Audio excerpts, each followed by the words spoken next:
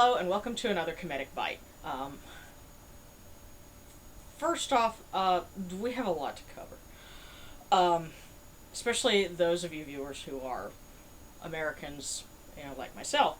I am wearing this rainbow Ankh shirt in support of my LGBT viewers. I know it's LGBTQ, it's kind of a long list, but I'm grouping all of you guys together in a big virtual hug. And I know that sounds silly, but in support of you guys, because following the results of the election on Tuesday, there's been a lot of concern about backlash against people who are LGBT, and there've been a lot of support groups to crop up over the last 48 hours and things like that. So I'm with you guys, and other folks, women, people of color, pretty much anybody who's a minority right now is really unhappy. Now, if you're a viewer of this channel and you happen to vote for Trump Pence, that's not the vote I would have expected, but I would be curious to talk to you later and ask why, because we need to ask that so we can understand better. But that's for another time. I have a very good question that I've been wanting to address. It comes from C. Faraday, and hopefully I'm saying that right. She asks about mental illness in ancient Egypt and how it would relate to modern practice, because she doesn't want to unwittingly offend the gods, when she's, depressed or manic. That's a good question. There's not a whole lot of information about mental illness in ancient times because people didn't really understand it. Keep in mind that the science of psychology is only about, a generous estimate, 150 years old. In ancient times, for one thing, a lot of things would have been understood, like if someone was having multiple personality disorder, they might have been seen as being possessed. Another interesting thing to point out, I think, is that in ancient Egypt, alcoholism, as we know it today, would not have been recognized. They didn't even have distilled liquors, and most people drank beer commonly because the beer they had back then is different from ours, and it was there was a little bit of nutrients in it, and it beats drinking canal water. So everybody drank it just as a staple. A lot of things that we have to deal with now, seasonal affective disorder. They lived in the desert. They probably didn't have it, manifest the same way that we would recognize today. One advantage, I think, is that they, living a more natural lifestyle, they would have, not had some of the problems that we have now with, circadian rhythms being upset, people having to stay up all night and sleep all day, or dietary issues, because those can affect a person's psychological state too. But for people today who have problems, and mental illness is another stigmatized part of our society. And I have people in my family who have it. I have people in my family who are undiagnosed and will probably never go and get treatment for it.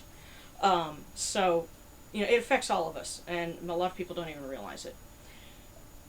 And as far as working with the gods and struggling with bipolar or any number of other mental illnesses, this is a thought that I had. Jehuti, or Thoth, was the god of wisdom and medicine. And, of course, medicine, as they knew it back then, was very limited. We have all of the medical knowledge and, the science of psychology now. That would be under his domain. It could, he probably has known all along, that people have had these sorts of problems, and only now are we getting to a point where we can understand this, and he could speak to us about it in, through the medium of modern science. And so if you're having trouble and you're struggling and you can't, conduct daily offerings or something like that, because you're having a hard time, he knows, he understands. The ancient prayers to him, said he knows all books, all secrets, all deeds, no report to Ra is forgotten. He knows what's going on. And so are the other gods and goddesses. So, the best thing you can do is to help yourself. And if you have medication, take it as directed. And also see a counselor. Talk to your doctor, talk to your mental health professional, an MHP. And, another thing to keep in mind, if one counselor doesn't work out, you can always go to another one. And a good counselor will not care that you are pagan. If you have a counselor that you're working with and you feel that they are trying to pressure you or give you any kind of a grief because you are pagan and not Christian or something else, then get another counselor, because if they are properly trained, they should be aware of cultural differences.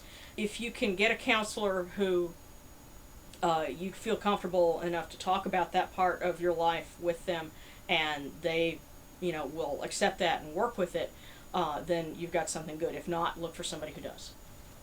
So hopefully that's something that'll help you and give you some practical, immediate advice, because the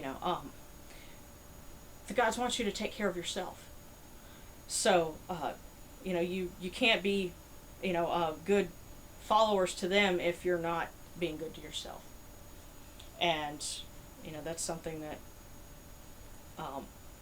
we all need to keep in mind at this point, which is a very turbulent time right now, I think is a good way to put it, just because there is so much going on. And honestly, I think even the spirits are a little uneasy right now, but that's just my feeling.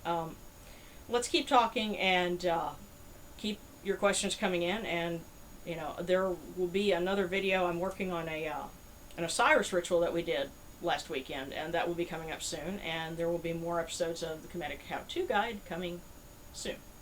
So, in the meantime, this has been another Kemetic Bite.